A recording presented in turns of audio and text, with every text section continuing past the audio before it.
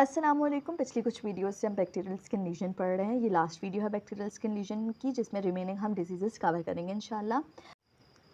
अब बात करते हैं एरिथ्रास्मा की। तो एरिथ्रास्मा क्या है? ये हमारे पास जिसका कॉजेटिव ऑर्गेनिज्म है ना, वो बहुत इंपॉर्टेंट है। जितनी भी हमने बैक्टीरियल स्किन लीजन्स की हैं, वो सब स्टेफिलोकोकाई और स्ट्रेप्टोकोकाई की वजह से हो रही होती हैं। मगर एरिथ्रास्मा का जो कॉजेटिव ऑर्गेनिज्म है, दैट इज़ कॉर्नीबैक्टीरियम माइनोटिसिमम। कॉर्नीबैक्टीरियम माइनोटिसिमम होता है, जो कि ग्राम पॉजिटिव बेसिलाई है। और ये कहाँ पर कॉलोनाइज करता है खुद को, कहाँ पर ग्रो करता है, कहाँ पर ये लीजन कॉज करवा रहा होता है, that reason is axilla and groin. तो एरिथ्रास्मा का ऑर्गेनिज्म भी बहुत डिफ्रेंशिएटिंग है, दैट इज़ कॉर्नीबैक्टीरियम माइनोटिसिमम, जबकि जो साइट है that is axilla and groin. जो एरिथ्रास्मा की लीजन की अगर बात की जाए तो that is scaly red brown patch, reddish brownish colour के पैच बन जाते हैं। और इसका जो टेस्ट होता है ना, वो बहुत इंपॉर्टेंट है, आपने याद रखना है। वुड्स लैम्प टेस्ट किया जाता है, जिसमें कोरल रेड फ्लोरेसेंस आ रही होती है। अब ये पूछ लिया जाता है बीसीक्यू में कि कोरल रेड फ्लोरेसेंस क्यों आ रही है? बिकॉज ऑफ द पोरफायरिन 3 होता है। पोरफायरिन 3 की वजह से हमारे पास कोरल रेड फ्लोरेसेंस अपेयर होती है on the Wood's lamp test. Treatment में ओरली आप देते हो erythromycin 250 milligram QDS for 7 to 14 days, जबकि टॉपिकल एंटीबायोटिक में आप दे सकते हो clotrimazole and fusidic acid.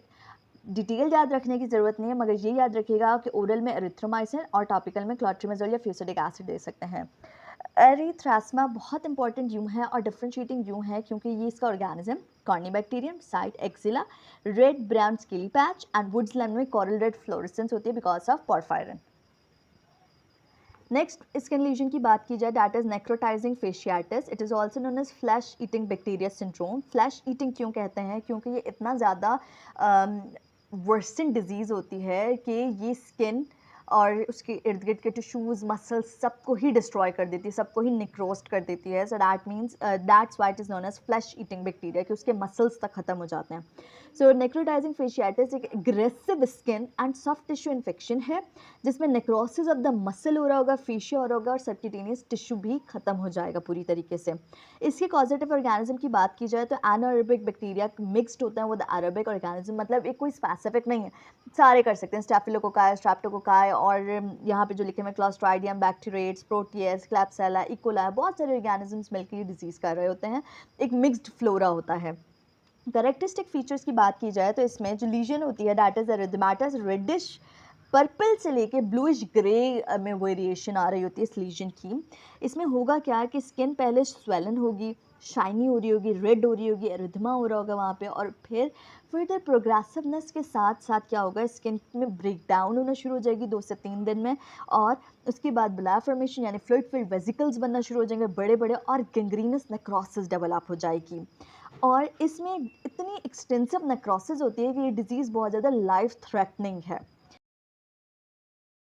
Now इसकी टाइप्स होती हैं, नेक्रोटाइजिंग फेशियाटिस 1, नेक्रोटाइजिंग फेशियाटिस 2, नेक्रोटाइजिंग फेशियाटिस 3। 1 में पॉलीमाइक्रोबियल ऑर्गेनिजम्स होते हैं, यानी बहुत सारे ऑर्गेनिजम्स मिलकर वो डिजीज़ कर रहे होते हैं, और वो ज़्यादातर इम्यूनो कॉम्प्रोमाइज्ड इंडिविजुअल्स में हो रही होती है। जबकि जो 2 होती है that is flash eating bacteria, उसमें स्पेसिफिकली उसका नाम होता है, और वो हमारे पास स्टेफिलोकोकाई, स्ट्रेप्टोकोकाई कॉज करवा रहे होते हैं, और वो किसी भी एज में हो सकते हैं। जबकि 3 के बारे में इंपॉर्टेंट फीचर थे, तभी मैंने यहाँ पर लिखा, और आपकी ऑस्पिया बीसीक्यू में पूछा भी जाता है कि जो टाइप 3 नेक्रोटाइजिंग फेशियाटिस होता है ना, दैट इज कॉज्ड बाय क्लोस्ट्राइडियम परफेरेंजिस। क्लोस्ट्राइडियम परफेरेंजिस हम जानते हैं, सेल इंजरी में हमने पढ़ा था कि that is responsible for gas gangrene formation. So होगा क्या कि ये क्लोस्ट्राइडियम परफेरेंजिस जो होगा, इसकी इन्फेक्शन या लीजन होगी आफ्टर इंजरी या सर्जरी। इंजरी और सर्जरी क्या करेगी, एक पोर्टल ऑफ एंट्री देगी फॉर दिस ऑर्गेनिज्म। अब ये ऑर्गेनिज्म क्या करेगा, under the skin gas formation करवाएगा। मोस्टली कौन सी गैस होती है? H2S होती है। उसकी वजह से क्रैकिंग साउंड डेवलप होती है, and that is known as crepitus. So this is type 3 necrotizing fasciitis that is caused by Clostridium perfringens, in which gas will be formed under the skin that produces a cracking sound known as crepitus. Treatment की बात की जाए तो surgical डेब्रिडमेंट की जाएगी, जिसमें क्या होगा, जितना भी नेक्रोस टिश्यू है, जितना भी इन्फेक्टेड मटेरियल है, उस सबको रिमूव किया जाएगा, वूंड को क्लीन किया जाएगा। और साथ ही साथ ब्रॉड स्पेक्ट्रम एंटीबायोटिक्स दी जाएंगी। ब्रॉड स्पेक्ट्रम क्यों? क्योंकि ये मल्टी ऑर्गेनिज्म जैसे कॉज कर रहे होते हैं, तो आप किसी के इंडिविजुअल ऑर्गेनिज्म के अगेंस्ट नहीं दे सकते। We have to give and move with broad spectrum antibiotics. So this is all about necrotizing fasciitis. Last में बात कर लेते हैं स्टैफिलोकोकस स्किल्डेड स्किन सिंड्रोम की। अच्छा, staphylococcus scalded skin syndrome is more worsen and a more adverse form of bullous impetigo। इसकी अगर बात की जाए तो इसका कॉजेटिव ऑर्गेनिज्म जैसे नाम में स्टैफिलोकोकस ऑरियस ही होता है।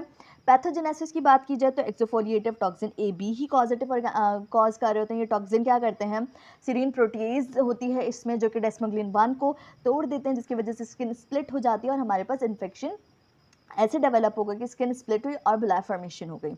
नाउ इसकी जो लोकलाइज्ड फॉर्म होती है दैट इज बुलस एम्पेटाइगो। ये लोकलाइज नहीं होता, बल्कि ये क्या होगा, इसमें स्किन बहुत ज़्यादा वर्सन होगी, कंडीशन बहुत ज़्यादा ख़राब हो रही होगी। डिफरेंस कैसे करेंगे इन दोनों में, वो मैं आपको बताती हूँ। So we have a Nikolsky sign. ये जो निकोल्स्की साइन होता है ना, ये पॉजिटिव होता है इन स्टेफिलोकोकस स्किल्डेड स्किन सिंड्रोम में, जबकि नेगेटिव होता है इन द बुलस एम्पेटाइगो। ये निकोल्स्की साइन क्या होता है कि जो डर्मिस एपिडर्मिस होते हैं ना, उसके ऊपर आप हल्का सा भी प्रेशर दोगे ना तो वो टेयर ऑफ हो जाएगी, शेयरिंग होना शुरू हो जाएगी उसकी। ज़रूरी नहीं है कि जहाँ पे आपको लीजन नज़र आ रही है और आप सिर्फ वहीं पे प्रेशर दो और वहाँ पे स्किन टेयर होगी, नहीं।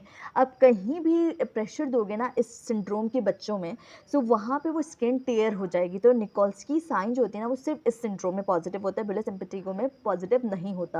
एंड दैट इज लोकलाइज्ड, ये डिफ्यूज हो रही होगी, पूरी बॉडी इन्वॉल्व हो सकती है इसमें। तो इसमें क्या होता है, चिल्ड्रंस में कॉमन है, ये less than 5 years of age में। अच्छा, अब क्योंकि सिंड्रोम है तो सिर्फ स्किन लीजन नहीं होती, बल्कि उसके साथ साथ बच्चा जो होता है वो प्रेजेंट करता है with the conjunctivitis, otitis media, nasopharyngeal infection, fever, malaise and red tender skin. So generalised skin involvement होगी, रेड टेंडर हो रही होगी स्किन, फीवर हो रहा होगा, मलेज हो रहा होगा, और साथ ही साथ सिंड्रोमिक कंडीशन कैसे है कि इसमें कंजक्टिवाइटिस, ओटाइटिस मीडिया या नेसोफेरेंजियल इन्फेक्शन मिलेगा बच्चे में।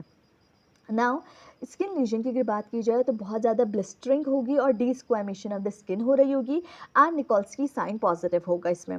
लार्ज फ्रिजाइल बुलाय फॉर्मेशन हो रही होगी ऑन द एरिथमेटस एरियाज, और ये जितने भी बुलाए होते हैं ये रप्चर हो जाएंगे। ट्रीटमेंट इसकी आईवी एंटीबायोटिक्स होती है कि क्योंकि ये बहुत ज़्यादा सिवियर इन्फेक्शन होता है, तो इसमें आपको बच्चे को एडमिट करना होता है और आईवी एंटीबायोटिक स्टार्ट करनी होती है और फ्लूइड रिप्लेसमेंट स्टार्ट करनी होती है। So this is all about all the skin bacterial skin lesions. Hope so आप सब कुछ समझ आया होगा। नेक्स्ट हम स्टार्ट करेंगे with the viral skin lesions.